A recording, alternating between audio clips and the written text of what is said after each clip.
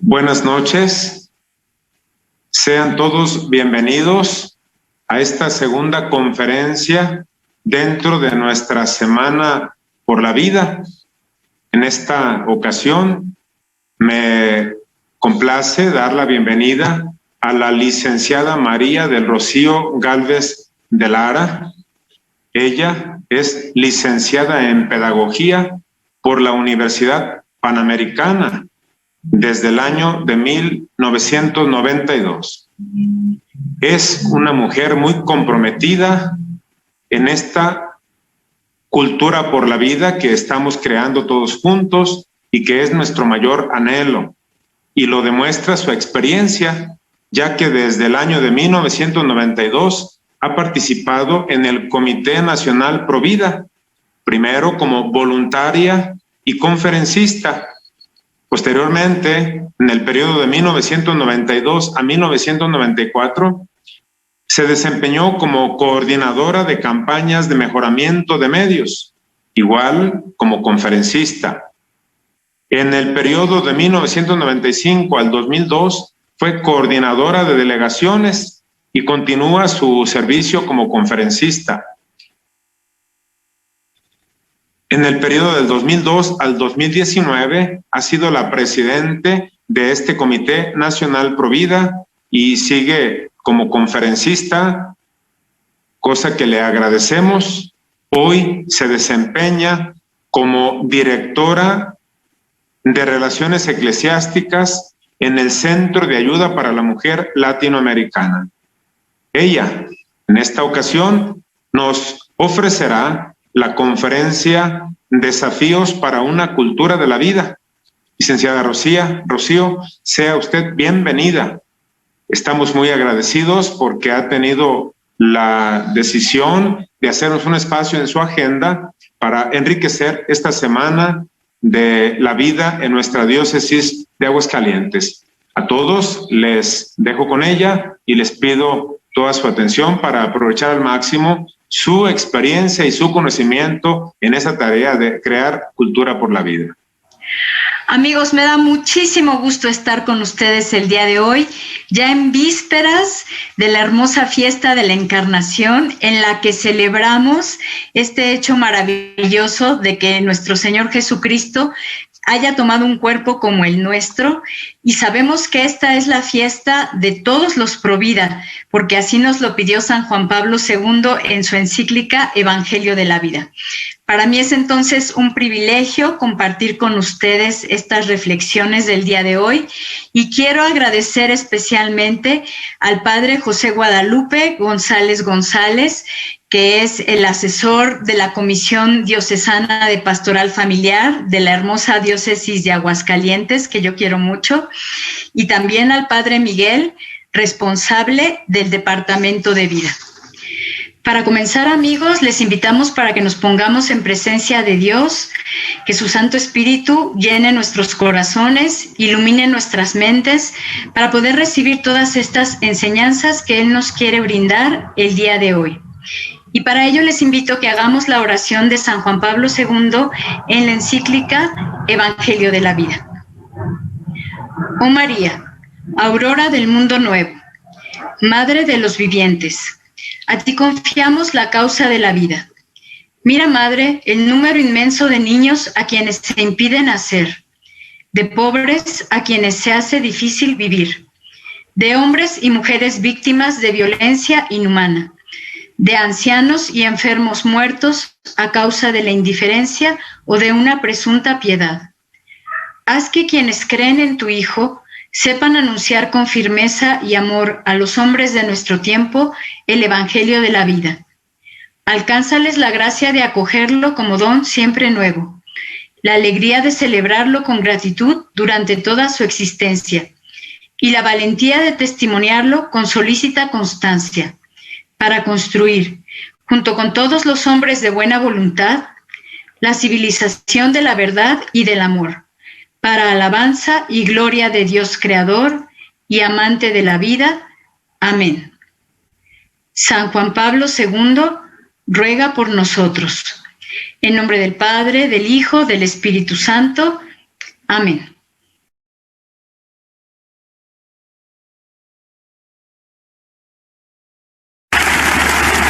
Quien negara la defensa a la persona humana más inocente y débil, a la persona ya concebida, aunque todavía no nacida,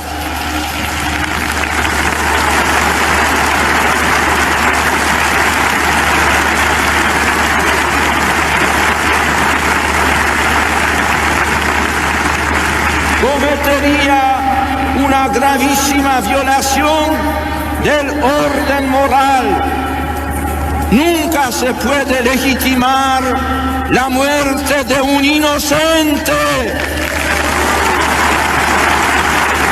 ¿Qué sentido tendría hablar de la dignidad del hombre, de sus derechos fundamentales, si no se protege a un inocente o se llega incluso a facilitar los medios o servicios privados o públicos para destruir vidas humanas indefensas? En esta ocasión, amigos, vamos a reflexionar sobre un tema que es muy amplio, pero nos va a dar mucha luz. Es un tema que nos va a dar una visión global acerca de esta batalla que se da entre la cultura de la vida y la cultura de la muerte. Términos que también acuñó San Juan Pablo II en esta encíclica. El año pasado celebrábamos el 25 aniversario de este importante documento, el aniversario de plata, pero conviene seguir reflexionando, meditando y orando con este documento que nos explica muchas de las circunstancias, de los retos y de los desafíos que estamos enfrentando en la actualidad. Este tema está tratado desde una visión global y desde una visión teológica, porque es la forma en que podemos entender a profundidad nuestra sociedad y cómo debemos abordar los retos y circunstancias que se nos están planteando. Por eso vamos a abordar este tema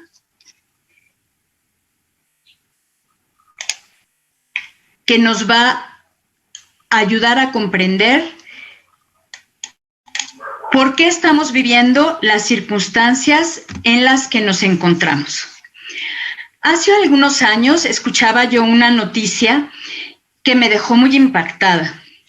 Contaba el reportero que un domingo muy soleado en Holanda paseaba a una familia con su hijito de 2 años. Estaban a las orillas de un lago muy hermoso y desafortunadamente el chiquito se cayó al agua. Lo perdieron de vista, no podían localizarlo y hasta aquí, bueno, pues tenemos un accidente muy desafortunado, pero lo que siguió a mí me dejó helada. Los papás, como no podían ver al niño, empezaron a pedir ayuda a la gente que estaba paseando para poder localizarlo. Y a mí lo que me dejó temblando fue la reacción de la gente. Empezaron a contestar con indiferencia: no es mi problema, yo estoy descansando, no me molesten. Otros más con groserías: déjenme en paz, es mi día de descanso. Y esa fue la reacción de la gente que estaba paseando alrededor. Sacaron al niño del lago, pero lo sacaron 2 horas después y lo sacaron muerto. Y yo empecé a reflexionar qué puede estar sucediendo en un país, en una comunidad, para que la pérdida de la vida de un ser humano inocente les cause indiferencia, no les importe, incluso reaccionen con groserías, con agresividad. Y meditando sobre esto, pues realmente no debería sorprendernos tanto, porque Holanda fue uno de los primeros países en legalizar el aborto, en reglamentar la prostitución, en legalizar algunos tipos de drogas, en legalizar también la práctica de la eutanasia. E incluso si tu médico es un médico decente que no te quiere matar, pues tú puedes llamar a un servicio de eutanasia a domicilio, te van a mandar una camioneta y ahí van a llevar todos los implementos para poder asesinarte. Además, tienen un protocolo mediante el cual, cuando nace un pequeñito que tiene algún problema, pues los médicos tienen la facultad de quitarle la vida. Es decir, se está haciendo cada vez más cotidiana la práctica de la eugenesia. Eugenesia significa que solamente deben sobrevivir los bien nacidos. Eu, bien, genes, nacimiento. Entonces, pues en realidad no debería sorprendernos que en una sociedad que ha tenido este proceso no les importe que se pierda la vida de un ser humano inocente e indefenso. Y San Juan Pablo II, en su encíclica Evangelio de la Vida, nos empieza a explicar las circunstancias que estamos viviendo en nuestra sociedad moderna. San Juan Pablo nos dice, las amenazas contra la vida no disminuyen, lo cual realmente es una paradoja si pensamos en ello, porque ya desde hace tiempo tenemos la Declaración de los Derechos Humanos, la Declaración de los Derechos del Hombre, tenemos comisiones de derechos humanos, ¿verdad? Tenemos comisiones nacionales, comisiones estatales, constantemente se habla de los derechos de los niños, de las mujeres, de los ancianos. Y paradójicamente, contradictoriamente, las amenazas contra la vida no disminuyen. Al contrario, adquieren dimensiones enormes. Se trata de amenazas programadas de manera científica y sistemática. Esto que estamos viviendo no es una casualidad. Son acciones que están muy bien pensadas, programadas, y desafortunadamente se está utilizando la ciencia que debería servir para el bien de la persona en contra de la persona. Y además se programan con un sistema. ¿Por qué es importante hablar de que esto es sistemático? Si en este momento comienza a llover y salimos de nuestras casas, las gotas de agua van a caer sobre nosotros de manera aleatoria, sin un sistema, casualmente una gota por aquí, otra por allá.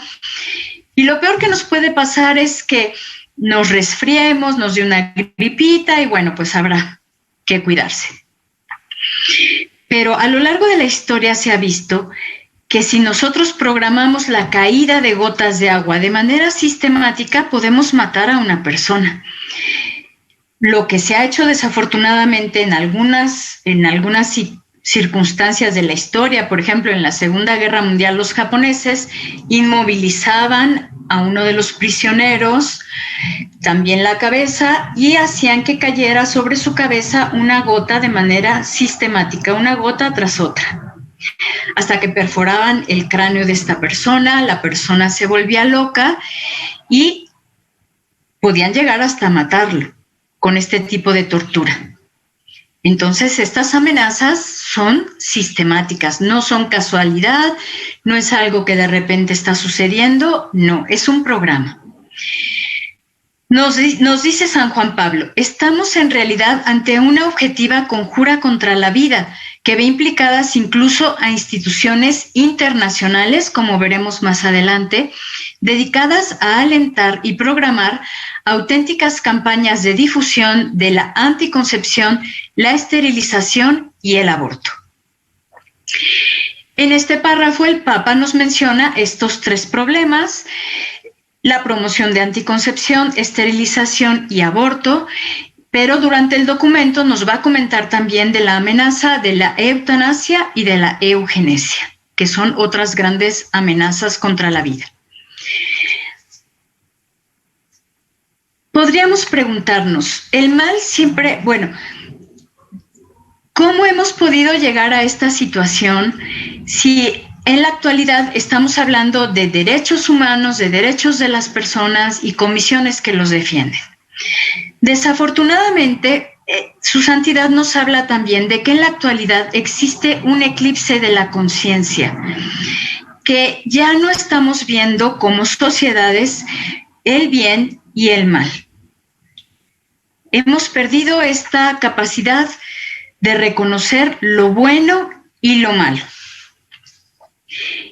Y nosotros debemos saber que lo malo no siempre ha existido, el mal no siempre ha existido. A veces podemos preguntárnoslo y podemos responder, pues sí, el mal siempre ha existido, pero no. Si nosotros acudimos a la Escritura, podemos ver que cuando Dios crea el mundo, Dios creó todo bueno. Recordemos que Él crea el mundo en 6 días y el 7º día Él descansa, admira la creación, se recrea en todo lo viviente y vio Dios que todo esto era bueno. Esta es la cultura de la vida. Hay un momento muy preciso en el que el mal entra en la historia de la humanidad. Y es el momento en el que Adán y Eva cometen el pecado original. Recordemos que ellos vivían en el paraíso felices, plenos, no iban a morir, no tenían dolor, no había sufrimiento, las mujeres iban a parir sin contracciones, sin todo esto, no se iban a cansar de trabajar, todo estaba en armonía.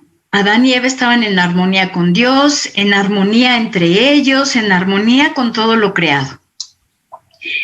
Desafortunadamente, el maligno busca a Eva y le empieza a plantear ideas, le empieza a presentar una tentación. Y en el momento en que Adán y Eva cometen el pecado original, en ese momento entra la muerte en el mundo.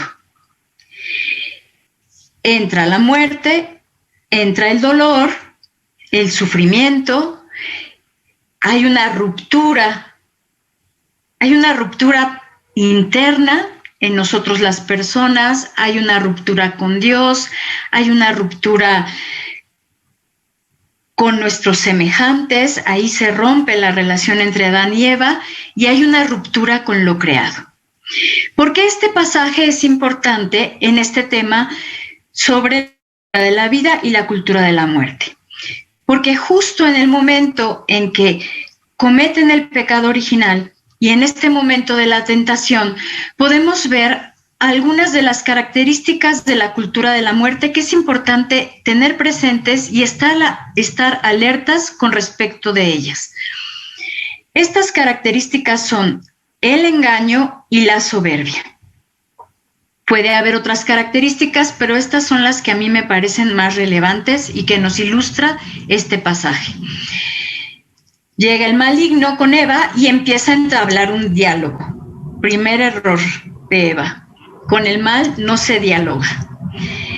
Y el maligno le empieza a preguntar, oye Eva, ¿que Dios les ha prohibido comer de los frutos de los árboles del paraíso? Primera mentira. Y entonces Eva le responde, no, el Señor nos ha dicho que podemos comer de todos los frutos de los árboles del paraíso, excepto de los frutos del árbol de la ciencia del bien y del mal. Y entonces la serpiente le pregunta, ¿y por qué les ha prohibido comer de este árbol? Y ella le responde, porque el Señor nos ha dicho que si comemos de los frutos de este árbol, moriremos. ¿Dios les había dicho la verdad? Sí, porque en el momento en que ellos comieron de estos frutos, entró la muerte en la historia de la humanidad. Y entonces viene el segundo engaño del maligno, porque le dice, es que eso no es cierto. Lo que pasa es que si ustedes comen de ese fruto, ustedes serán como dioses. Y entonces viene la tentación de la soberbia. Cuando nosotros vamos a misa el domingo, pues recitamos el credo. Y en el credo vamos afirmando varias cualidades y atributos de Dios.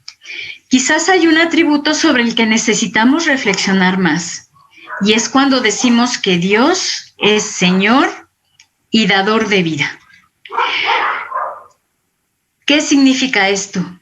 Que Dios es el único que puede dar la vida y Dios es el único que puede tomarla. Él es el dueño de la vida.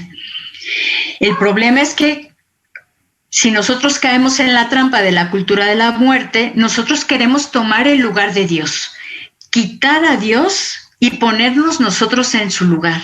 Y nosotros dar la vida cuando se nos antoja y tomar la vida cuando se nos antoja.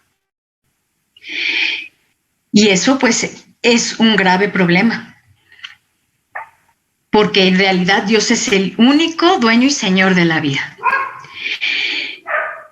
Cuando cometen este pecado, entonces efectivamente entran la muerte, el sufrimiento, el dolor, la enfermedad, el cansancio. Y yo les pregunto, si la serpiente les hubiera dicho a Adán y Eva que si comían de ese fruto iban a tener que trabajar como burros para vivir como perros, pues que hubieran dicho a Adán y Eva, no, gracias, aquí estamos en el paraíso bien contentos, bien tranquilos, nosotros no vamos a comer de ese fruto. Sin embargo, la serpiente los engaña. Y esto es algo que siempre hace la cultura de la muerte. La cultura de la muerte nos presenta lo malo como bueno para que sea atractivo y nos presenta lo bueno como malo para que lo rechacemos. Y caemos desafortunadamente en el engaño. Más adelante la Escritura nos narra el primer asesinato que se da en la historia. ¿Recuerdan ustedes la historia de Caín y Abel? Este hermano que mata al otro por envidia. Seguramente ustedes tienen hermanos, pero si yo les preguntara quién de ustedes mataría a su hermano, pues ustedes dirían, no, qué barbaridad, yo no sería capaz de hacer eso. A veces cuando estamos chiquitos y nos peleamos entre nosotros, decimos, mi hermano, yo quisiera, pero no, ¿verdad? Es nada más un sentimiento de chiquillos, pero no nos atreveríamos a matarlo con nuestras propias manos, con una quijada de burro. Entonces, ¿qué tuvo que pasar en el corazón de Caín para atreverse a matar a Abel?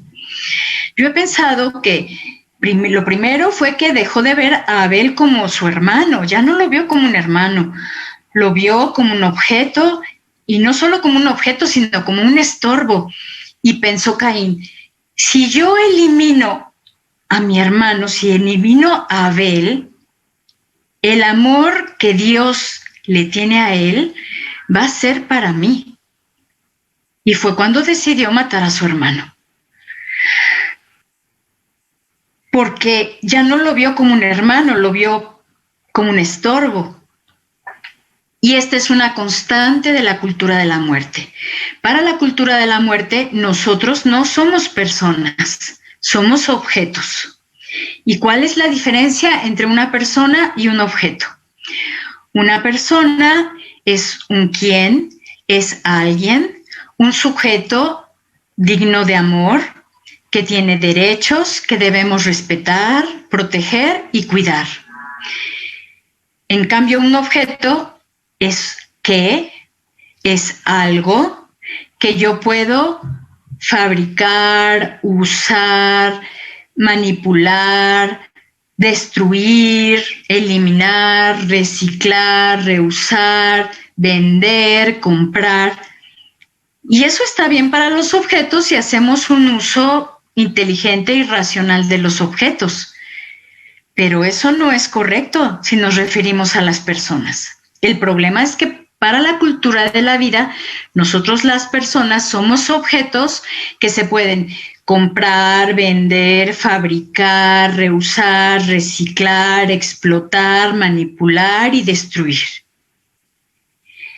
Hace algunos años yo veía un comercial de Pepsi que me caía muy mal porque sacaban a una chica que estaba platicando con su amiga después de la escuela. Si lo trasladamos a la época actual, estaría chateando con su amiga y entonces le dice, yo estoy feliz, estoy encantada porque hoy vi a Roberto y me dijo que soy chispeante, que soy refrescante, que soy como una Pepsi. Y yo decía, uy, qué terrible que esta chica esté feliz de que la comparen con una Pepsi. Pues ya es un refresco, de pronto hace calor, tenemos sed, se nos antoja, nos tomamos el refresco, botamos la lata, después lo demás y qué triste que ella esté tan encantada de que la comparen con una Pepsi. Es porque no estamos teniendo en cuenta nuestra gran dignidad como personas. De esta dignidad nos habla la Escritura nuevamente en el Génesis. Los dos relatos de la Escritura nos hablan sobre esta gran dignidad que tenemos como personas y que no estamos teniendo en cuenta, que no estamos siendo conscientes del gran valor que tenemos. En uno de los relatos del Génesis nos dice la Escritura, y Dios dijo, y dijo Dios, hágase la luz y se hizo la luz, sepárense las aguas de arriba de las aguas de abajo y se separaron y surgieron los cielos, los mares y puéblese la tierra de toda clase de animales y de plantas y los mares. Pero vamos a fijarnos en el verbo, nos lo dicen los teólogos. Cuando Dios crea los animales, los vegetales, las cosas, el verbo es dijo Dios. Pero cuando Dios nos va a crear a las personas, dice,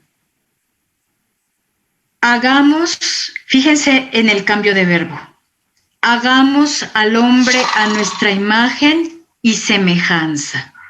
Hagamos.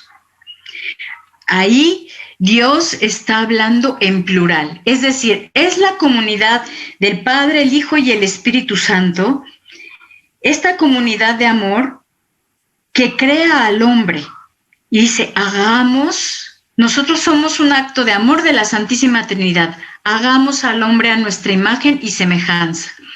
Eso no lo hizo con ningún animal. Los animales no son imagen y semejanza de Dios, las personas sí somos. Y en el otro relato del Génesis se cuenta que tomó Dios el barro de la tierra, es decir, tomó algo que ya había creado y le dio su soplo divino, su espíritu, le infundió su espíritu. Eso tampoco lo hizo con ningún animal. Y entonces ya la Escritura nos va dando estas señales grandes de nuestra dignidad como personas, de nuestra grandeza como personas. Y cuando viene Jesús y se encarna, bueno, pues esto es la plenitud de los tiempos. Dios que se hace hombre, se hace uno de nosotros y nos dice, ustedes son hijos de Dios. Todos somos hermanos. Y si Dios se preocupa por las avecillas del cielo, ¿cuánto más se preocupa por ustedes? Esta dignidad que tenemos es preciosa y las sociedades que han estado fundadas en valores cristianos reconocen esta dignidad tan grande, a pesar de algunos problemas, a pesar de carencias, a pesar de que pues algunas personas seguían portándose mal, pero en general estas sociedades tenían claro que lo bueno era bueno y que debía promoverse, aplaudirse, recompensarse y que lo malo era malo y que debía evitarse, que debía castigarse, que debía prohibirse. El problema empieza unos siglos después y aquí vamos a profundizar en algunas de las raíces ideológicas de la cultura de la muerte.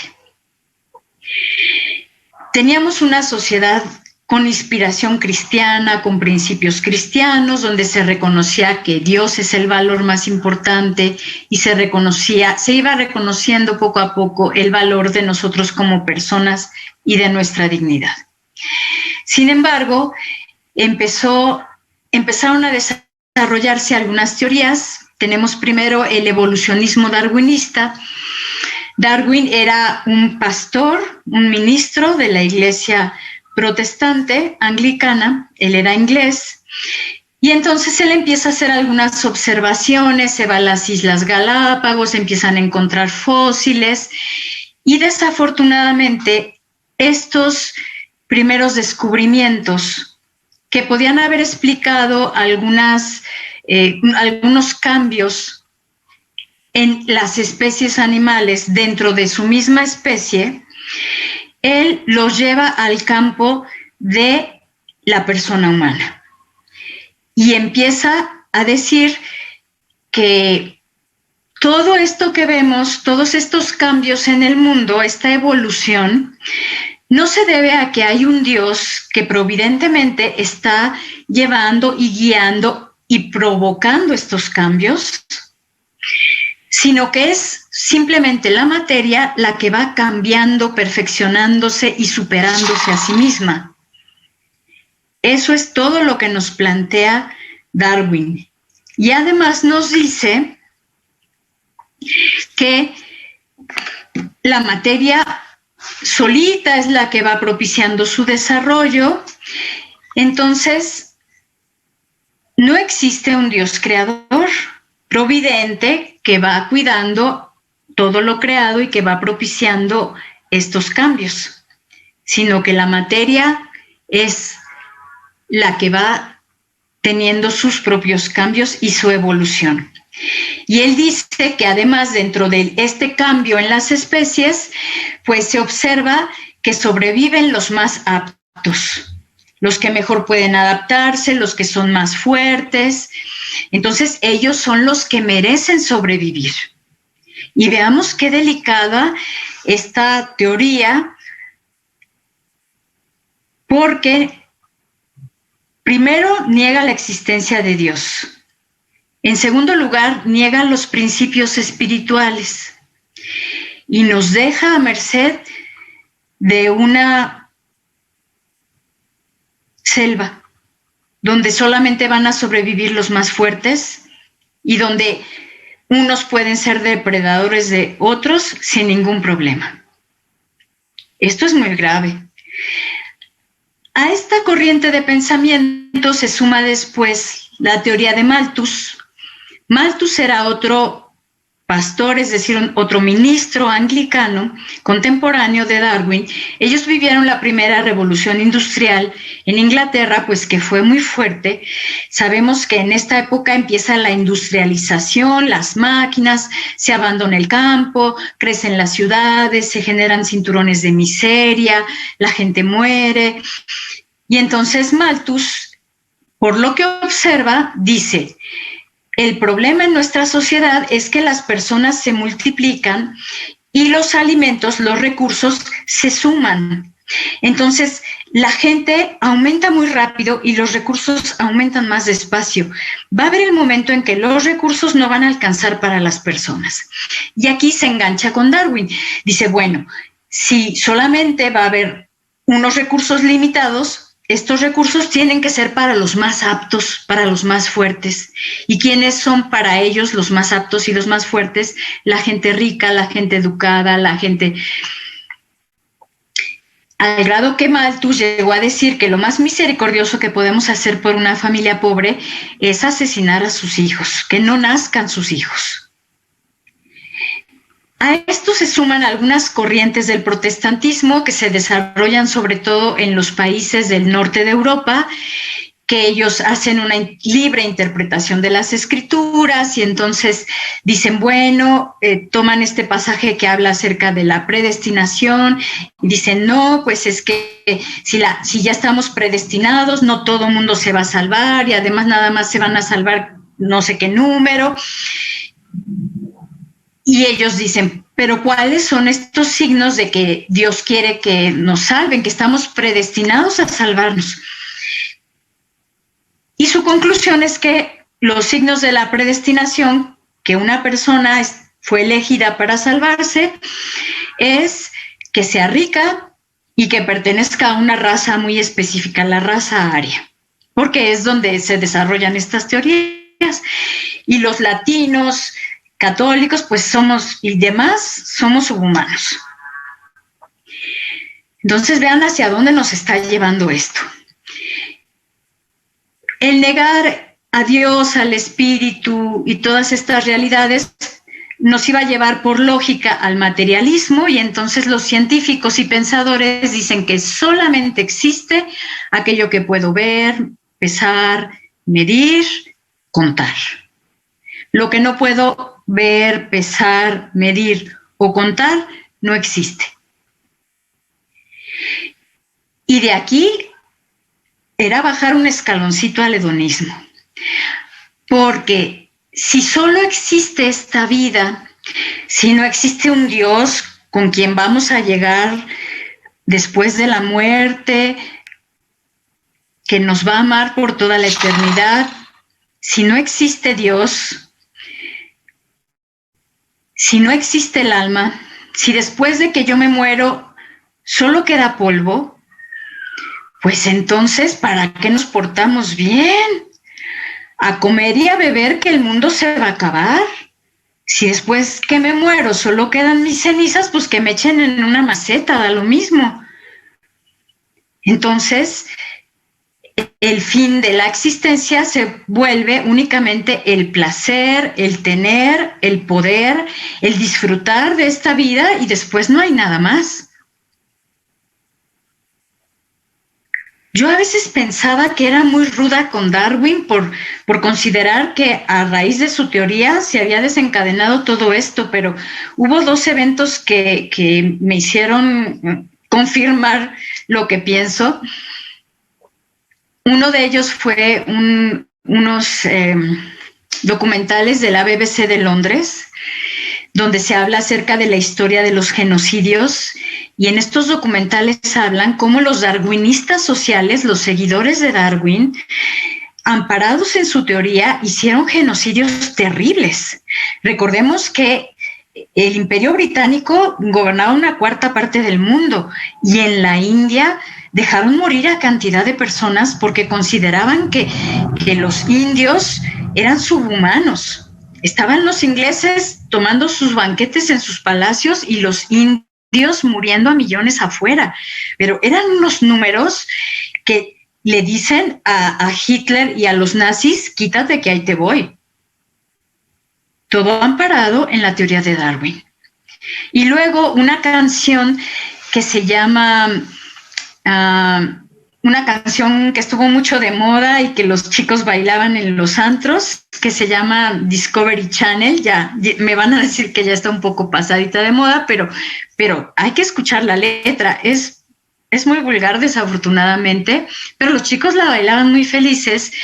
Y en esta canción, Discovery Channel, la letra dice, es un chico que está hablando con una chica y le dice: nena, nosotros no somos más que mamíferos superiores, entonces vamos a hacer lo mismo, refiriéndose al apareamiento, vamos a hacer lo mismo que nos presenta el Discovery Channel, refiriéndose al apareamiento de animales.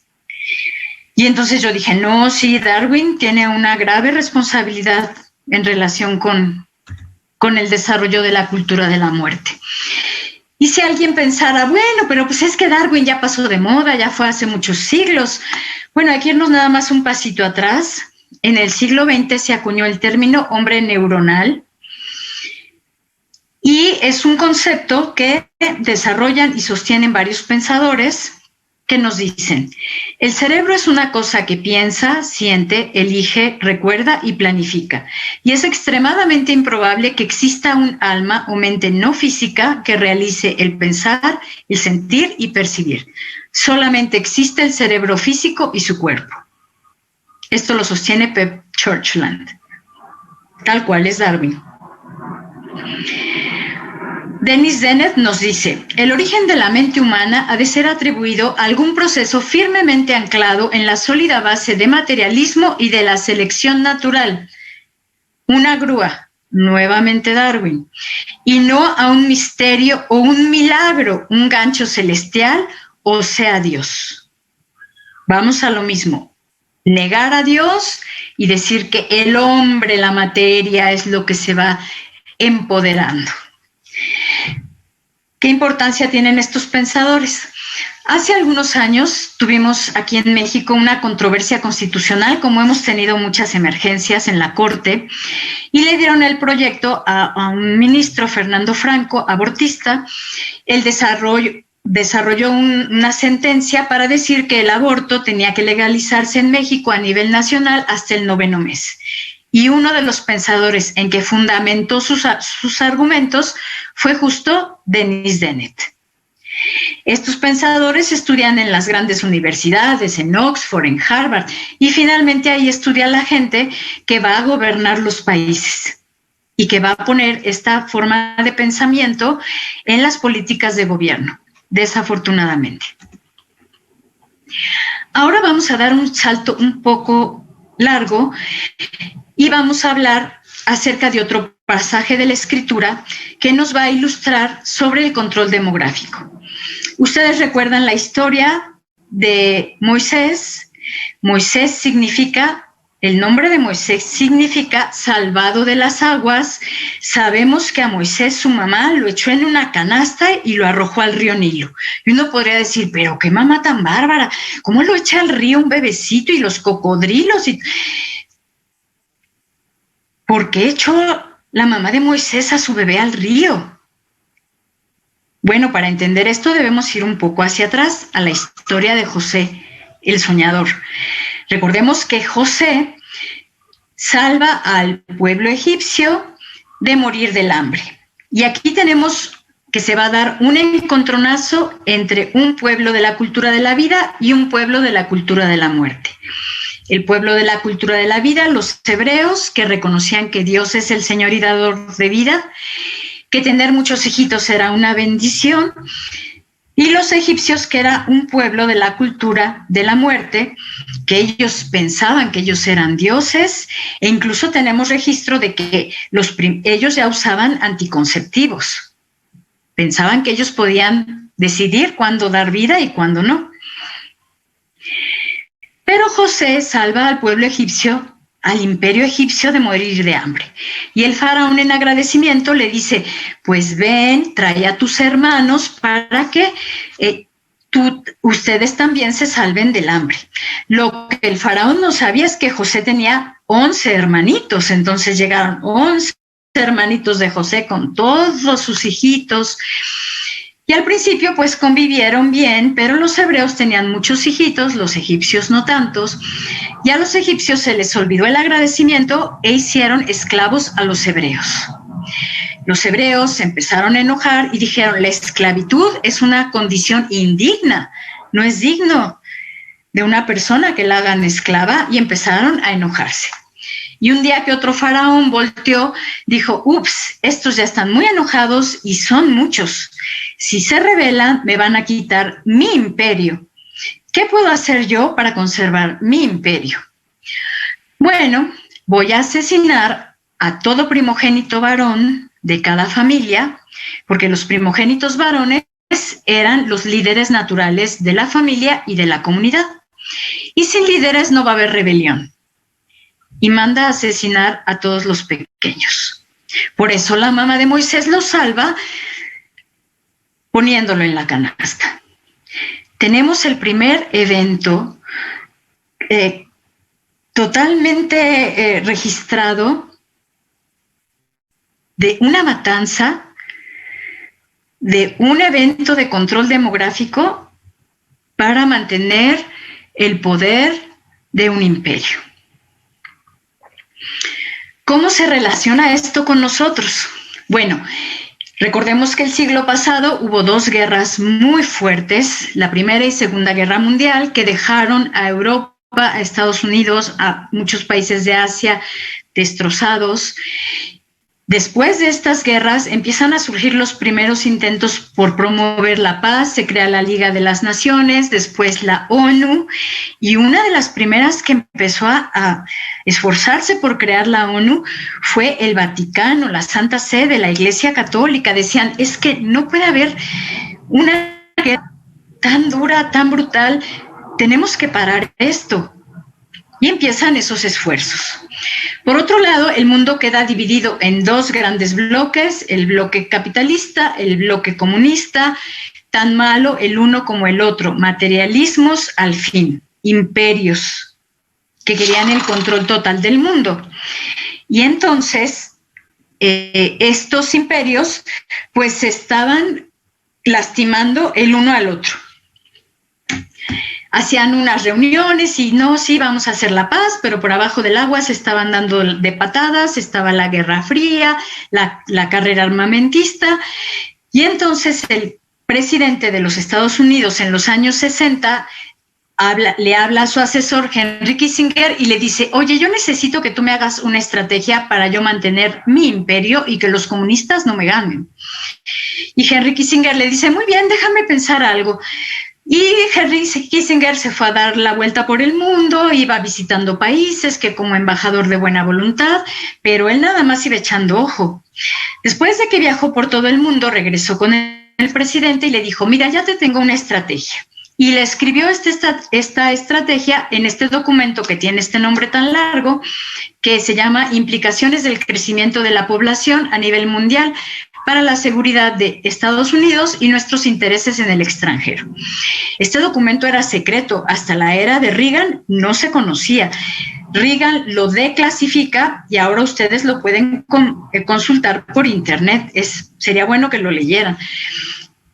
En resumidas cuentas, lo que dice este documento es que para que Estados Unidos siga siendo el imperio, tiene que controlar el crecimiento demográfico de 13 países clave, ya sea por su posición geográfica, por sus recursos, por sus riquezas, y dentro de estos países clave, evidentemente, pues está México, Colombia, India, Egipto, Bangladesh, Pakistán, Nigeria, Brasil, Indonesia, Filipinas, Tailandia, Turquía y Etiopía. Noten que se incluye países altamente católicos como México, Colombia, Brasil y Filipinas, que es el país con más católicos de toda Asia, casualmente. Y le dice, si tú haces que estos países tengan pocos hijos, tú te vas a poder apropiar de sus recursos. Y empiezan a pensar, pero ¿cómo vamos a lograr que estos países católicos con valores, que tienen fuertes familias, que aprecian mucho a los niños, dejen de tener niños? ¿Cómo le vamos a hacer? Bueno, pues presentando lo bueno como malo y lo malo como bueno. Por eso en los años 60 se empieza a impulsar la revolución sexual, donde se introduce este concepto de que las mujeres estamos esclavizadas en la casa, en el hogar, cuidando hijos, educando hijos. Esto está muy mal. Hay que liberar a la mujer de la maternidad porque no le permite realizarse. Y dentro de este programa de liberar a la mujer de la maternidad, pues se empiezan con la pornografía. Dicen, es que las mujeres están muy tapadas, esas faldas, hay que empezar a destaparlas y que ellas sean libres de mostrarse. Pero si nosotros consideramos al final del día en qué convierte la pornografía a la mujer, pues podemos concluir que la convierte en un objeto sexual. ¿Y en qué se convierte el hombre que consume pornografía? Pues se convierte en un esclavo.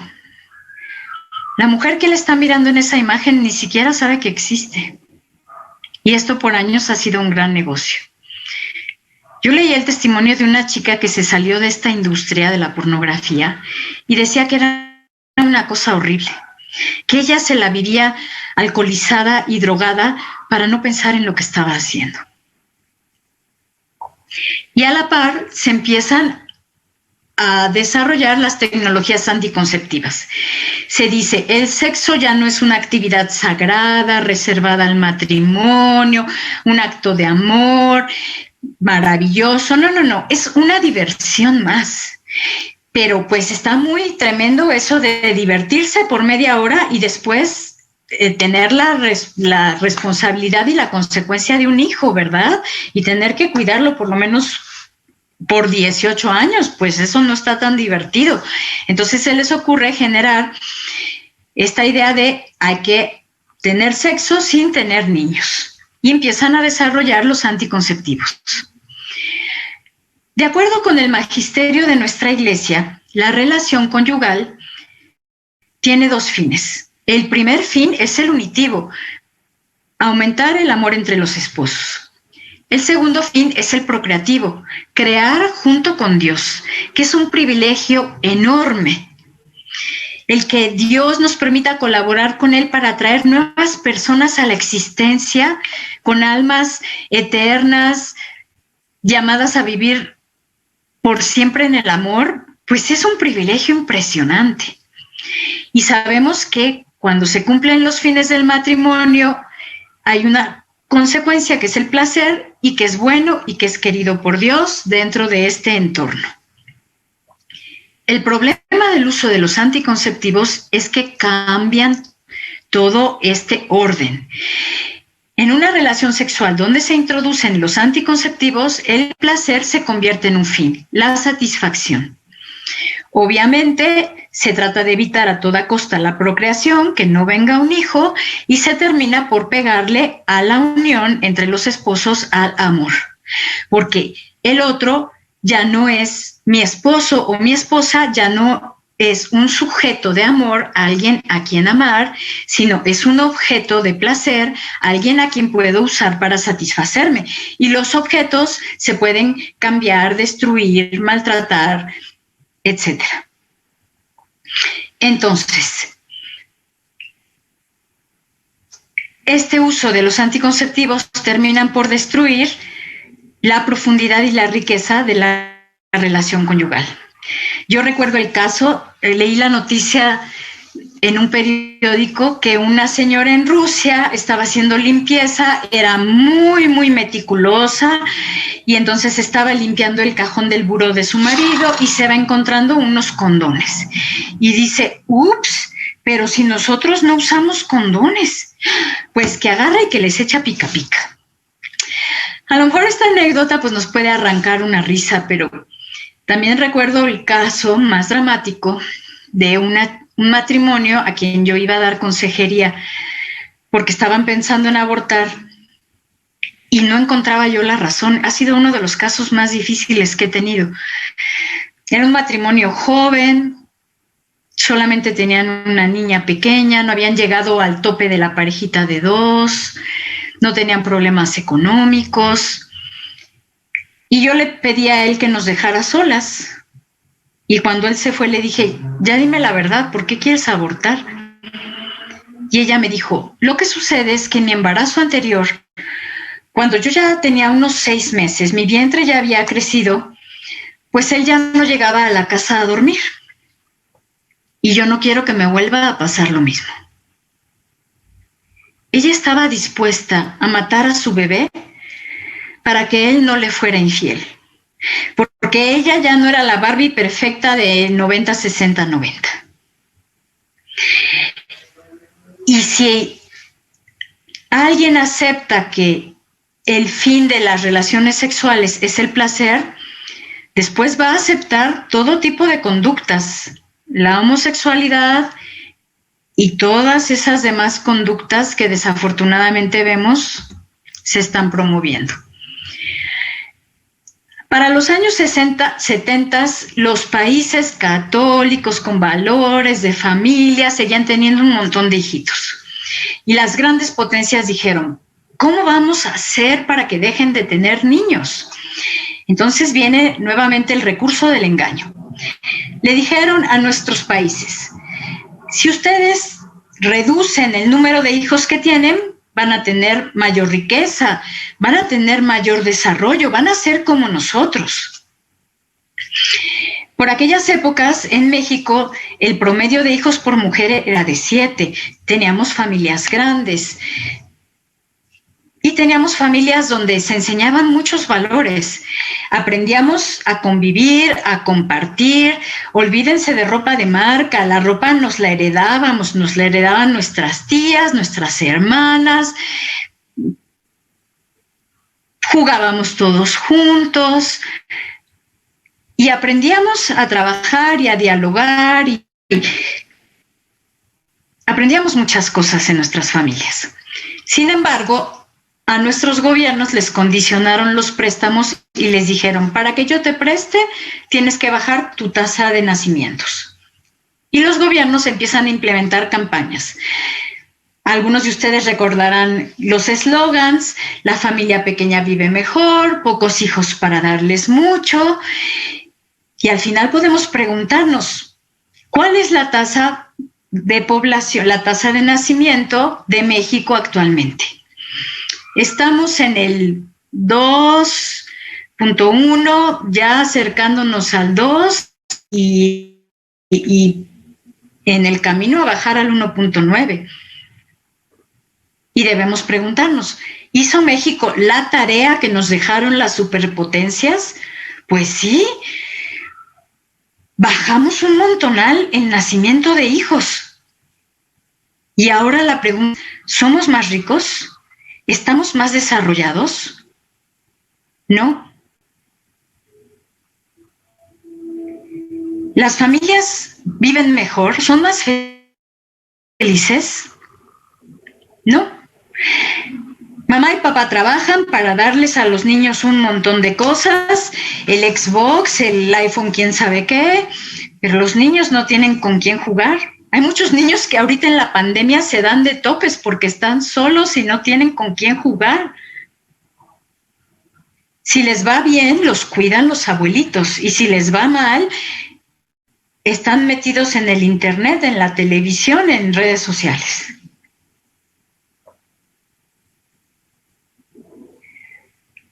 Tenemos actualmente el índice más alto de toda la historia de México de suicidio de niños y de jóvenes. La familia pequeña vive mejor, pocos hijos para darles mucho. ¿Les estamos dando a nuestros hijos lo que realmente necesitan? ¿Nos estafaron? Aquí tenemos dos imágenes de pirámides poblacionales. A la izquierda tenemos una pirámide poblacional sana, muchos niños en la base, más o menos jóvenes, poquitos ancianos, porque los jóvenes mantienen a los niños y mantienen a los ancianos. A la derecha tenemos una pirámide poblacional decadente, poquitos niños, más o menos jóvenes y muchos ancianos. Que haya muchos ancianos no es malo, simplemente han mejorado los sistemas de salud, eso es bueno.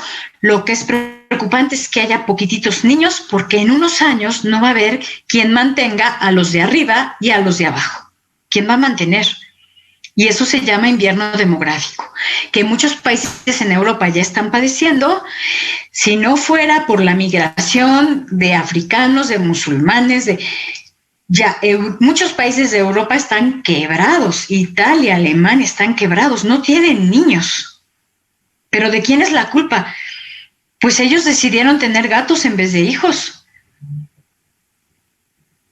Nos estafaron, nos quitaron la riqueza que realmente es más importante, nuestra riqueza más grande, que es nuestra gente.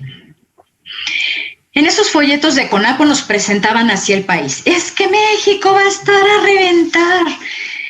México está a reventar, ¿no? De hecho, tenemos una población muy similar, comparativamente hablando, con Japón. Y Japón son unas cuantas islitas. Lo que nosotros tenemos es un país grande, rico y despoblado. Mucha de nuestra gente muy valiosa se está yendo al imperio a trabajar, a dejar ahí la riqueza. Quedan pueblos fantasmas, se abandona a las mujeres, a los ancianos, a los niños, las familias se rompen. Ese es el país que en realidad tenemos, no un país próspero y rico. Esta es otra imagen de los folletos de CONAPO. Nos presentan la familia como que, ay, la mamá esclavizada, cuidando niños, el pobre papá que no sabe cómo mantenerlos, pero no nos presentan la otra cara de la moneda, la convivencia, el compartir, los hijos que empiezan a decir, mamá, te quiero, te ayudo, estás enfermita, yo te apoyo. No nos presentan todo eso. tenemos esta noticia. Ambientalistas de Gran Bretaña critican ferozmente a los Beckham como mal ejemplo por tener 4 hijos. En lugar de alegría y felicitaciones, la noticia de una bebé saludable de las celebridades inglesas David y Victoria Beckham ha precipitado críticas por parte de los ambientalistas del país, imputando a la pareja como un mal ejemplo. Porque lo han hecho todo mal. Se casaron un hombre con una mujer y tuvieron 4 hijos de manera natural. Y ellos pues tienen dinero para mantener y educar a esos 4 hijos y a cuantos más, ¿verdad? Hasta nosotros, si nos dejamos, nos pueden mantener. Pero no fuera Ricky Martin, que compró unos óvulos de una mujer, que ha utilizado a varias mujeres como incubadoras para fabricarse a sus hijos, porque entonces sí lo aplauden. Y esos niños no van a conocer nunca el amor de una madre por decisión de este señor. No por un accidente, no por voluntad de Dios, sino por la decisión de este señor, que además se ha atrevido a comparar a estas mujeres con la Virgen María. Pero un sacerdote le aclaró las cosas bien y bonito. Y dijo, no, con permiso. La Virgen María fue una madre presente en todo momento en la vida de Jesús, desde la concepción hasta la muerte en la cruz. No compare, señor. Pero a él sí le aplauden. Y si se fabrica otros 4 hijos, le van a seguir aplaudiendo. En los años 70 viene la legalización del aborto en Estados Unidos por la sentencia Roe versus Wade, 1973, porque como los anticonceptivos fallan, y nosotros no, la gente no quiere divertirse un rato y tener que cargar con un hijo, entonces pues decidieron legalizar el aborto. Y vamos a seguir con el desorden sexual. En China teníamos ya implantada la política de un solo hijo por familia y aquí hay que decir que los comunistas empezaron mucho antes con esta política antifamilia. A veces nos fijamos mucho cuando hablamos de comunismo en Karl Marx, pero olvidamos a Engels. Engels, este pensador. Si Marx aplicó su teoría de lucha, de choque en el ámbito laboral, en el ámbito de las fábricas, de los patrones y de los obreros, Engels pone toda esta teoría de lucha, de choque, de contraposición dentro de la familia. Engels dice, la familia, papá, mamá e hijitos es un sistema de opresión, el padre es un opresor. Tenemos que liberar a la mujer de la educación de los hijos. No, las mujeres tienen que irse a hacer cosas importantes, a fabricar cacharros a las fábricas. ¿Y quién va a educar a los hijos? El Estado. Generaciones que eran leales al padre Lenin, a la madre URSS. Y hay un refrán que dice, la mano que mece la cuna es la mano que gobierna al mundo. El que educa a los niños es quien manda. Rusia, la URSS fue el primer país que legalizó el aborto. El año pasado se cumplieron 100 años de aborto legal en Rusia y ha sido una tragedia. Brutal. Tan brutal que Stalin la prohibió durante un tiempo, no por razones humanitarias, sino por razones prácticas. Dijo, nos estamos quedando con un país despoblado y cuando venga una guerra, ¿quién nos va a defender? En China a Mao le vendieron el mismo cuento chino y le dijeron, ustedes son pobres porque tienen muchos hijos. Bueno, entonces solamente va a haber un hijo por familia. En los países orientales normalmente la mujer cuando se casa pasa a ser parte de la familia del marido. Incluso en hindú la palabra mujer significa la riqueza de otro. Y entonces los pobres chinitos dijeron, pues ¿quién nos va a cuidar en nuestra vejez? Pues entonces solo hay que tener varones, y empezaron a abortar a las niñas, a abandonarlas, y ahorita tenemos un déficit bárbaro de mujeres en China, bárbaro. Los chinos están en edad de casarse los varones, pero no tienen con quién casarse. Y esto desencadena trata de mujeres, compran mujeres, y promoción de la homosexualidad. Si no hay una mujer para que te cases, pues entonces júntate con otro hombre. En esta época empiezan también las presiones para legalizar el aborto en México, la primera iniciativa para que se legalizara a nivel nacional. En los 80 seguía el desorden sexual, surge el SIDA, y en vez de que digamos, oigan, no, ya vamos a pararle y a portarnos correctamente, no, pues traigan el condón, que es un anticonceptivo de tercera, y con eso vamos a superar esto. Empieza la promoción de la homosexualidad. A los homosexuales ya no se les ve como personas que tienen un estilo de vida incorrecto, sino como víctimas, y actualmente se les presenta como héroes, como ejemplos a seguir. Entran también el desarrollo de técnicas artificiales de reproducción asistida. Los matrimonios están retrasando el tener hijos muchísimo, y la fertilidad de nosotras las mujeres es muy puntual. A los 35 años empieza a declinar. Entonces es más difícil concebir un hijo.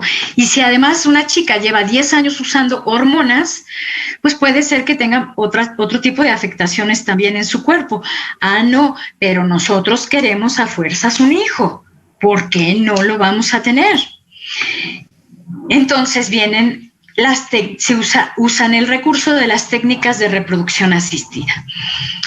Y lo más grave de las técnicas de reproducción asistida es que el acto conyugal de procreación, este acto de amor precioso en el que los esposos se ponen en manos de Dios para crear junto con Él, para colaborar junto con Él en traer a la existencia nuevas personas, este acto íntimo, amoroso, sagrado, se convierte en un proceso colectivo de producción, en el que hay un negocio, en el que intervienen los médicos, hasta los que lavan las pipetas.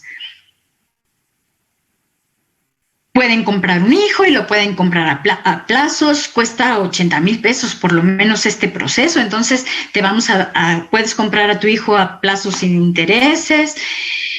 Y recuerdo el caso, solo voy a contar uno porque son innumerables la cantidad de abusos que se han cometido.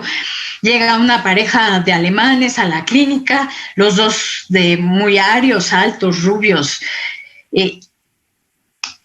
encargan a su hijo, pasan 9 meses y les entregan un negrito. Pues el que lavó las pipetas se equivocó, no sé. Y esta pareja dijo, no, gracias. Y lo abandonaron porque no era lo que iban a comprar. Y aquí entra la gran diferencia entre reconocer que Dios es el Señor de la vida y que cada hijo es un regalo. Nosotros en México decimos, a caballo regalado no se le mira el diente, ¿verdad? Si a mí me dan un regalo, no me pongo a ver.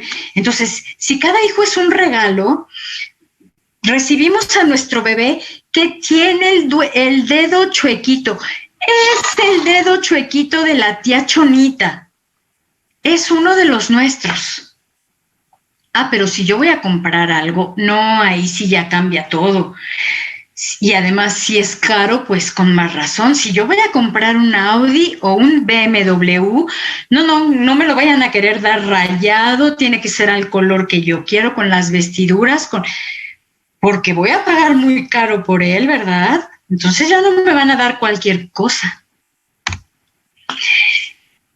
Y esto de sacar la procreación de ese ámbito protegido, que es el matrimonio y la relación conyugal, nos lleva a la clonación. Ahora tenemos niños sin sexo. Cuando antes había sexo sin niños, ahora son niños sin sexo. Les puso este sitio que se llama beautifulpeople.com, donde gente que se considera bonita dona sus óvulos y sus espermatozoides para que fabriquen más gente bonita. ¿A qué les suena esto? Pues a Hitler, ¿no? Criticamos mucho a Hitler y nos horrorizamos de lo que hizo, pero ¿realmente vencimos como sociedad a Hitler? ¿Como cultura lo vencimos? ¿O a través de esta manera de pensar excluyente lo estamos reviviendo otra vez? ¿Y al final Hitler va a triunfar? Viene la clonación, tenemos de dos tipos, la reproductiva, la terapéutica. La reproductiva es un poco quimérica, es querer hacer una persona igual a mí porque alguien se considera muy perfecto. La terapéutica es la preocupante porque se pueden fabricar refacciones, tener a una persona como refaccionaria para que cuando a mí se me descomponga algún órgano o necesite algún tratamiento, pues ahí tengo de dónde sacar refacciones para mí. Y esto es terrible. Podemos hablar del tema de células madre. ¿Son buenas, son malas? Bueno, todo depende de dónde provengan. Si las células madre provienen de cordón umbilical, de placenta, de células adultas, incluso los dientes de nuestros niños están llenos de células madre. El ratón Pérez es sabio. Si nosotros hacemos el procedimiento de esos dientecitos, tenemos muchas células madre. No hay necesidad de andar matando embrioncitos, porque si las células madre provienen de un recién concebidito de unos días, que tiene 8 células y yo le quito 4, pues lo mato. Si las células madre vienen de ahí, pues eso ya es un crimen. Y en los 90 dijeron, pero necesitamos que sigan bajando la tasa de población, que tengan menos hijos, y entonces se les ocurrió la brillante idea de tomar la ONU, una institución tan noble cuyo objetivo era buscar la paz. Toman la ONU para promover sus intereses. Y en los 90 surgen las conferencias internacionales del Cairo. En el 94 ya traían esta idea de usar a la ONU, pero aquí es donde se descara esto. En el 94, en el Cairo, acuñan este término de derecho a la salud sexual y reproductiva, que en principio puede sonar como algo bueno, pero debemos entender lo que significa. Significa promover anticoncepción, esterilización y aborto. Y además es la primera vez en la historia que se proclama el aborto como un derecho humano. Así lo querían proclamar, como un derecho humano. El que una madre acepte que maten a su hijo como un derecho humano. Hasta la Madre Teresa de Calcuta se los fue a decir a la ONU. La premiaron y dijo la madre, sí, y les dio un discurso y fue cuando les dijo, el aborto es el mayor destructor de la paz. Si la ley le da a la madre el derecho de asesinar a su hijo, ¿qué nos queda a ti y a mí, que no somos nada? Qué manera de corromper las instituciones. Y ahora incluso quieren establecer que todas aquellas personas o instituciones que traten de convencer o ayudar a una mujer que está pensando en abortar para que no lo haga, que esto sea considerado un acto de violencia. A ese grado estamos llegando. En el 95 llevan a cabo la conferencia de Beijing, donde dicen, no, esa familia de mamá, papá, hijitos ya está fuera de moda, ya cualquier cosa es familia, 5 hombres, 4 mujeres, un hombre y su perro, lo que sea. Y empiezan a promover la adopción por parte de personas con prácticas homosexuales. Por cuestiones de tiempo esto lo vamos a omitir. Y vamos, frente a este panorama que puede parecer tan terrible, ¿qué nos propone San Juan Pablo II en su encíclica? Él nos dice que la solución es, para que tengan lugar los cambios estructurales, porque estamos viviendo en estructuras de pecado, cuando se legaliza el aborto, cuando el gobierno comete el aborto, eso es una estructura de pecado. Cuando se habla de que el aborto es un derecho, ahí tenemos una estructura de pecado. Para cambiar estas estructuras de pecado no son suficientes iniciativas e intervenciones externas. Se requiere ante todo una conversión conjunta de corazones al amor. Ahí está la clave. Una conversión conjunta de corazones al amor. Está históricamente comprobado. ¿Cuál fue una de las razones por las que cayó el Imperio Romano? El Imperio Romano era el imperio. Estaba fundado en una institución como la esclavitud. Bueno, los romanos tenían ejércitos muy buenos, eran muy buenos ingenieros, entonces se dedicaron a conquistar pueblos y a los conquistados los hacían esclavos. Y mientras tanto ellos se hacían ricos y poderosos, los patricios eran los dueños del mundo, todos los caminos llevan a Roma, tenían todos los placeres que nos pudiéramos imaginar y hasta los que no. Eran muy abiertos en cuanto a las religiones, ¿no? Pues que si acá adoran a Thor, pues vamos a hacerle un templo a Thor, porque a lo mejor si existe no se vaya a enojar con nosotros, pero a los que no podían ver ni en pintura eran los cristianos, porque no entendían todo el tema de la Sagrada Eucaristía. Decían, estos locos comen niños, y los perseguían y decían, no, estos sí están muy mal. Y el cristianismo era la religión de los esclavos, de los proscritos, de los perseguidos. En esta sociedad surge, por ejemplo, un hombre como Espartaco, que era un esclavo y que dice, esta es una sociedad injusta porque no es digno de las personas que nos hagan esclavos. Nadie es dueño de otro hombre. Y Espartaco se rebela, arma un ejército, pero los romanos estaban muy bien estructurados, lo vencen y lo crucifican. Ahí donde Espartaco es derrotado en la cruz, Cristo en la cruz vence sin violencia. Decíamos que los romanos, se aventaron unas orgías tremendas y al día siguiente se levantaban con una cruda moral y decían,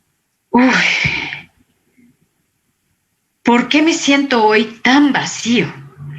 Yo que soy el dueño del mundo, ¿y por qué me siento tan mal?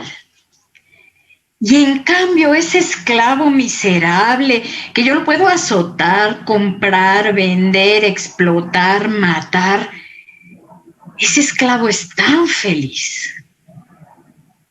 Y se les ocurrió empezar a platicar de eso con sus esclavos. Y después empezaron a convertir, los romanos, los patricios empiezan a convertir al cristianismo. Y empiezan a descubrir que todos somos hermanos y empiezan a liberar a los esclavos. Cristo en la cruz vence. Cristo, que es la verdad, destruye todas las mentiras de la cultura de la muerte. Con su generosidad vence el egoísmo de la cultura de la muerte. Y con su humildad, con su aceptación a la voluntad del Padre, desde la encarnación, vence la soberbia de la cultura de la muerte. ¿Qué nos dice su santidad Benedicto XVI? La sociedad actual necesita voces claras que propongan nuestro derecho a vivir, una cultura de la vida, no una selva de libertades autodestructivas y arbitrarias, sino una sociedad que trabaje por el verdadero bienestar de sus ciudadanos. Y aquí es donde tenemos que preguntarnos si nosotros estamos dispuestos a ser esas voces claras que construyan la cultura de la vida y del respeto. Aquí les traigo una frase de una canción de La Oreja de Van Gogh que me gusta muchísimo. Esta canción dice, la vida más pequeña vale 1000 veces más que la nación más grande que se invente jamás. Esta es una verdad que si nosotros conocemos, aceptamos, testimoniamos y nos comprometemos con esta verdad, vamos a empezar a derrotar a la cultura de la muerte. La vida más pequeña vale 1000 veces más que la nación más grande que se invente jamás. No importa si eres una persona que su cuerpo es una celulita, vales 1000 veces más. No importa si eres un ancianito de más de 100 años, que no produce, que no trabaja, no importa, vales más que la nación más grande que se invente jamás. Nosotros valemos más que esa hermosa luna que está empezando a crecer en el cielo, valemos más que el imperio romano, egipcio, capitalista, comunista. Cada uno de nosotros vale 1000 veces más. Cristo se hubiera encarnado por cada uno de nosotros. Cristo hubiera derramado hasta la última gota de sangre por ti, por mí, por cada uno de nosotros. Cuando comprendamos, aceptemos, vivamos y testimoniemos esta verdad, vamos a derrotar a la cultura de la muerte. Tenemos mucha tarea, eso no lo vamos a negar. Necesitamos formarnos en nuestras encíclicas, en el magisterio tan rico que tenemos como iglesia. Les propongo así nada más para comenzar las encíclicas Humanae Vitae de San Pablo VI, el Papa Profeta, el Evangelio de la Vida de San Juan Pablo II, la instrucción sobre el respeto de la vida humana naciente y la dignidad de la procreación, para entender las técnicas artificiales de reproducción y cuáles son las cuestiones éticas, morales, y actualmente el Dignitas Persona, que es una actualización de todos estos valores. Eso es como para empezar y es básico para todos. Y al final del día, bueno, cada quien es libre de pensar o de creer que su vida es el resultado de que una célula, una amiba, chocó contra otra amiba y evolucionó, y entonces al final va a morir y se va a volver ceniza y no va a hacer nada. Hay libertad para creer eso. Pero quienes creemos, y yo creo que muchos de ustedes coinciden, en que nuestra vida es el fruto de ese amor que Dios nos tiene, de ese Padre que nos ha pensado desde toda la eternidad y que nos creó por amor y para el amor, para vivir felices con Él en la eternidad, y que pensamos que cuando nuestra vida termine nos vamos a encontrar con Él cara a cara. Y la pregunta más importante que nos va a hacer es la misma que le hizo a Caín. María, Pedro, Juan, Eduardo, ¿dónde está tu hermano? Porque una vez que Caín mata a Abel, Dios le sale al encuentro y le pregunta, ¿dónde está tu hermano? Y Caín muy cínicamente le responde, ¿soy yo acaso el guardián de mi hermano? ¿Yo tenía que cuidarlo? ¿No tenía que ver nada más por mí? Podemos tal vez decidir contestarle de esa manera. O podemos decirle, pues aquí vengo yo, Señor, con todos mis errores, con todos mis pecados, con todas mis fallas, pero vengo también con todos estos hermanitos que defendí, estos bebecitos antes de nacer, estos enfermitos, estos ancianos, todos los descartados de los que nos habla el Papa Francisco, todos estos que la sociedad despreciaba, yo los defendí y aquí vengo con esto frente a ti. También podemos decidir contestarle de esta manera. ¿Cuál es un buen programa para trabajar a favor de la cultura de la vida? San Benito tiene esta máxima. San Benito es el evangelizador de Europa. Yo creo que las circunstancias en las que vivió San Benito son muy similares a las que estamos viviendo actualmente. Él vivió en un mundo pagano, paganizado, y ese es el mundo en el que estamos viviendo ahora, un mundo pagano que no reconoce a Dios. Y San Benito es el fundador de las órdenes monásticas, de las órdenes contemplativas. Pero llama mucho la atención que con ser el fundador de las órdenes contemplativas les deja y nos deja esta máxima. Ora, trabaja y estudia. Son las órdenes contemplativas, pero les dijo, no todo el día vas a estar metido en la capilla, rece. No, vas a dividir tu día en 3 partes. 1/3 del día lo vas a dedicar a la oración, 1/3 del día lo vas a dedicar al trabajo y 1/3 del día lo vas a dedicar al estudio. Así se construye la cultura de la vida. La cultura de la vida se construye orando, pero también trabajando y también estudiando. Y esto es algo que todos podemos y estamos llamados a hacer. Desde el ámbito donde Dios nos haya puesto, podemos orar, trabajar y estudiar por construir la cultura de la vida. Y esto es el reto, el desafío al que estamos invitados los que vivimos en estos tiempos. Tenemos que irnos con esperanza. Jesús ya venció, Él ya derrotó a la cultura de la muerte. Pero el último de los enemigos que va a ser puesto bajo sus pies es la muerte. En este trayecto Él nos invita para que nosotros defendamos y protejamos a todos esos hermanitos nuestros que la cultura de la muerte quiere destruir. Por eso todos y cada uno de nosotros estamos llamados a poner nuestro granito de arena, nuestro 1%, para que Dios ponga el 99% y juntos construyamos la cultura de la vida. Por eso yo les agradezco que dediquen este tiempo, le agradezco a la Diócesis de Aguascalientes un evento tan rico para celebrar la fiesta de la Encarnación. Y pues nada, todos juntos, guiados por nuestra Iglesia, para construir la cultura de la vida y del amor, porque nosotros somos el pueblo de la vida y somos el pueblo del amor. Y el Señor de la vida va a recompensar todos y cada uno de nuestros esfuerzos. Muchísimas gracias a todos por su atención. Pues quiero agradecer infinitamente a la licenciada Rocío por compartirnos esta conferencia. Hoy siguen resonando en nuestros oídos aquella pregunta que le hace Dios a Caín: ¿dónde está tu hermano?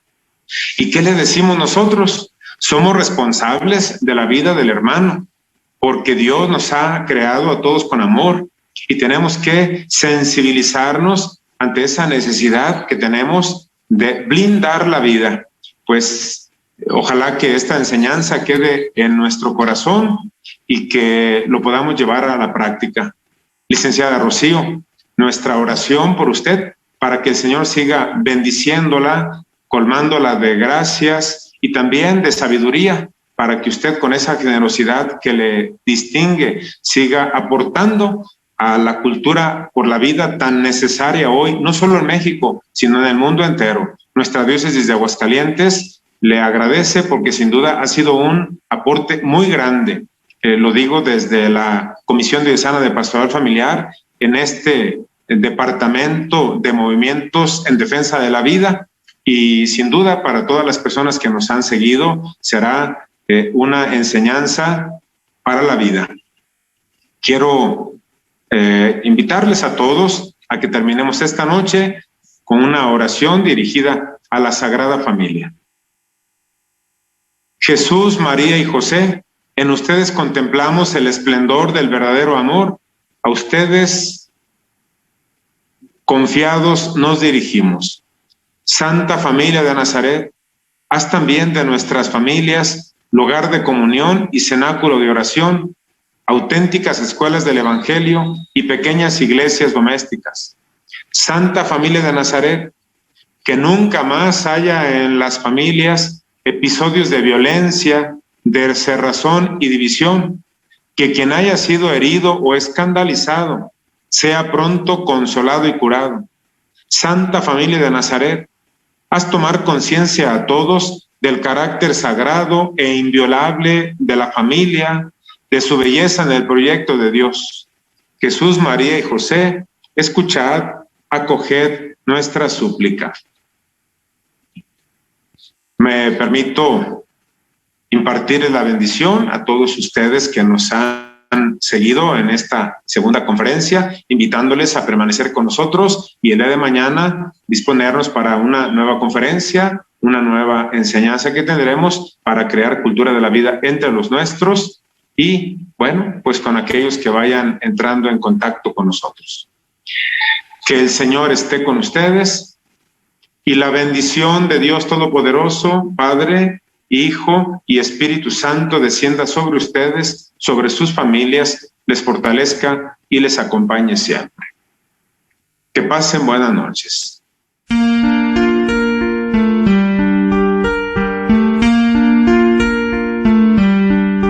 Por la joven que se asustó, por el enamorado que huyó, por quien les llevó a una fatal decisión,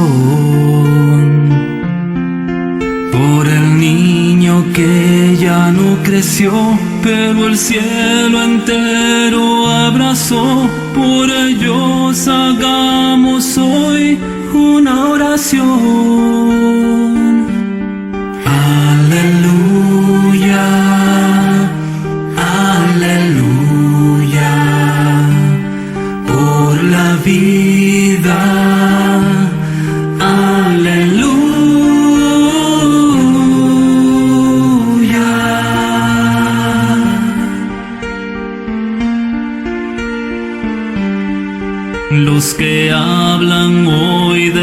libertad, cambiando luz por oscuridad, paren ya que Dios los puede perdonar.